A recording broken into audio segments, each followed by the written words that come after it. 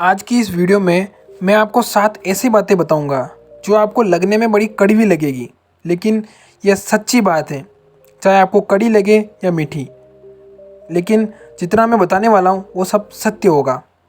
पहली बात है, वास्तविक सुख धन नहीं बल्कि खुद का पावन और सरल मन होता है। पैसे से सुख की कोई गारंटी नहीं होती। हाँ, इसमें सदमे और शर्मिंदगी जरूर होती है। बहुत से लोग समझते हैं कि जब मुझे लाखों रुपए मिलेंगे तब मैं खुश रहूँगा। यह सिर्फ अपना आप को छलावा है। सिर्फ एक बार आप अपने परिवार से 2 वक्त बैठकर बात करना और खुद आपको मालूम पड़ जाएगा कि आपके माँ बाप आपसे क्या चाहते हैं, आपकी बीवी, आपके बच्चे आपसे क्या चाहते हैं, उनकी डिमांड आखिर क्या है।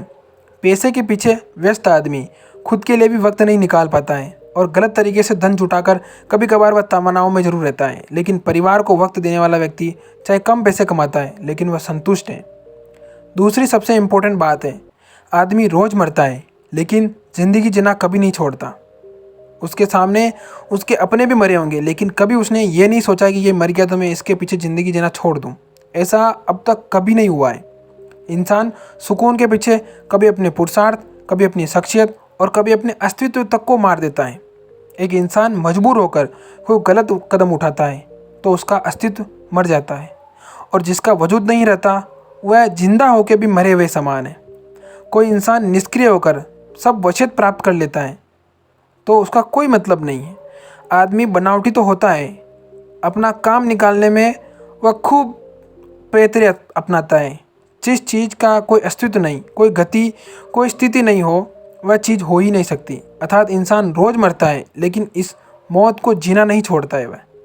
काश उसने एक बार इसे जीना छोड़ दिया होता तो आज इंसान ही नहीं, इंसानियत भी जिंदा होती और हैवानों और शैतानों का दमन हो चुका होता। अपने अंदर के गलत इंसान को नहीं मारता वह।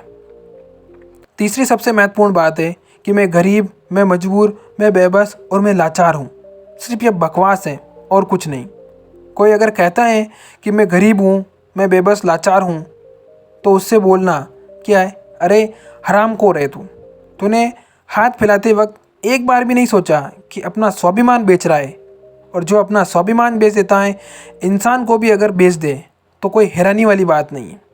अगर तुझ में इतनी हिम्मत है कि तू अपना आत्मसम्मान बेच सकता है तो धन के मोह में दूसरों की इज्जत नीलाम करने में क्या तुम्हें देर लगेगी। ऐसे ही गरीब और पागल लोग बच्चों के हाथ पैर काटकर उनसे भीख मंगवाते हैं और जीव जंतुओं की निर्मम हत्या करते हैं और ऐसे पागल पागल बातें करते रहते हैं। ऐसे ही लाचार लुच्चे लोग जानवरों को बुरी तरह काटकर उन्हें लाचार बना देते हैं। उनकी अंतिम सांस तक उन्हें रेंगते हुए पाओगे। मैं संपूर्ण देश की जनता और पूरे भारत सरकार से अनुरोध करूंगा कि कभी भी एक गरीब, लाचार और बेबस को धन संपदा मत दे, उन्हें रोजगार दे। उसमें कड़ी नज़र रखे क्योंकि वह इंसान आत्मसम्मान बेच चुका है। अब कोई भी अपराध कर सकता है, इसलिए उन्हें रोजगार की सख्त आवश्यकता है। चौथी सबसे इम्पोर्टेंट बात है कि पौष्टिक भोजन से सेहत नहीं बनेगी, आप स्वस्थ रहेंगे बस। ऐसा बिल्कुल नहीं है। अगर मेरी बात में यकीन नहीं है तो कभी एक कटोरी चना, सोयाबीन, मूंग और जो भी चीज़ें हैं, बादाम वगैरह, वो खा लेना। न घर के रहोगे न बाहर के रहोगे, ऐसा समझ लेना। एक बार में ज़्यादा पनीर खा लोगे या एक बाल्टी भर दूध पी लोगे या बहुत सारी ख़राब चीज़ें खा लोगे तो आपका शरीर ख़राब हो जाएगा। असल में होता क्या है कि इंसान सोचता है कि ज़्यादा अच्छे से खाना खाने से उसकी सेहत अच्छी बनेगी, लेकिन ऐसा बिल्कुल नहीं है। हमारा शरीर कोई बैटरी या मशीन थोड़ी है जिसको जितनी पावर दोगे उतना काम करेगा। अति हमेशा बुरी होती है, चाहे कैसे भी हो। डॉक्टर जब डाइट प्लान देता है तो ऐसे नहीं देता है वह। आपने 4 चीज़ें पकड़ ली कि मैं दूध, पनीर, बादाम खाऊंगा या फल खाऊंगा तो इससे पहलवान बन जाऊंगा, लेकिन क्या आपने ध्यान दिया कि आपको ये सूट करेगा या नहीं, आपके पाचन तंत्र पर, आपके हाजमे पर इसका क्या असर पड़ेगा। बस एक दवा सभी को सूट हो सकती है या नहीं, यह आपको सोचना पड़ेगा। कोई दवा किसी व्यक्ति को सूट करती है और कोई नहीं। तो इसलिए आप अपने शरीर को स्वस्थ रखने के लिए खाएं, अपने शरीर को बीमार करने के लिए नहीं। पांचवा है कि किसी भी चीज़ को पाने के लिए गधों की तरह मेहनत करना ज़रूरी नहीं है। आप स्मार्ट तरीके से मेहनत करें, आपको मंजिल अवश्य मिलेगी। आप गधों की तरह 15-15, 20-20 घंटे काम करोगे तो भी आपको उतना ही मिलेगा जितना आप स्मार्ट तरीके से काम करके कर सकते हैं। बस ये चीज़ सोचिए कि मैं हमेशा अच्छा काम करूँगा और उतना कमाऊँगा जिससे मेरा काम चल जाए, उतना नहीं जिससे मैं कोई गलत कार्य करूँ।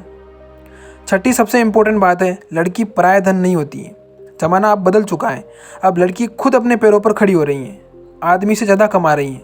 मेरे मोहल्ले में बहुत सारी ऐसी लड़कियां हैं जो उनके पति से ज़्यादा कमाती हैं।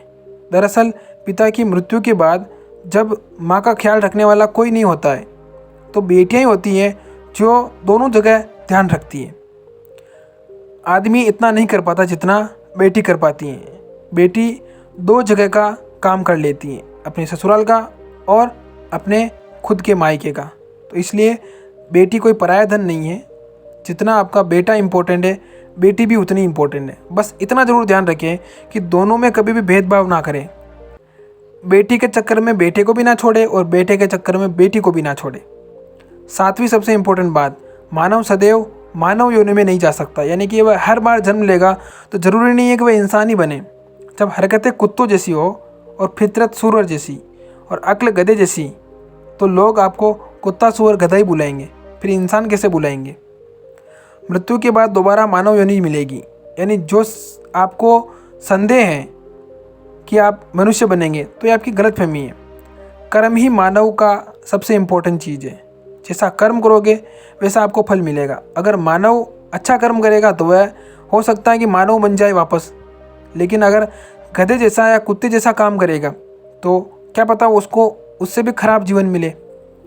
लेकिन इंसान का एक मकसद होना चाहिए कि वह मोक्ष प्राप्त हो। ये जीवन मरण का जो बार बार खेल चल रहा है उसको ख़त्म हो जाए और अंतिम सत्य परमात्मा में विलीन होना। अगर ये रहेगा तो उसको बार बार ये चक्कर नहीं काटने पड़ेंगे। मृत्यु के बाद भी वह बना रहेगा, जिंदा रहेगा और लोग उसको अपनी यादों में उसको ज़िंदा रखेंगे। आपको मैंने 7 चीज़ें बताई हैं, आपको बड़ी कड़वी लगी होगी, आपको मेरे शब्द भी बड़े कड़वे लगे होंगे, लेकिन ये सत्य बात है और सत्य बात हमेशा नीम जैसी कड़वी होती है। आशा करूँगा कि आपको वीडियो समझ में आ गई होगी, पसंद भी आई होगी। लाइक कर दें, चैनल पर नए सब्सक्राइब कर दें। हम मिलेंगे अगली वीडियो में, तब तक सब कहिए जय चित्तौड़गढ़, जय मेवाड़।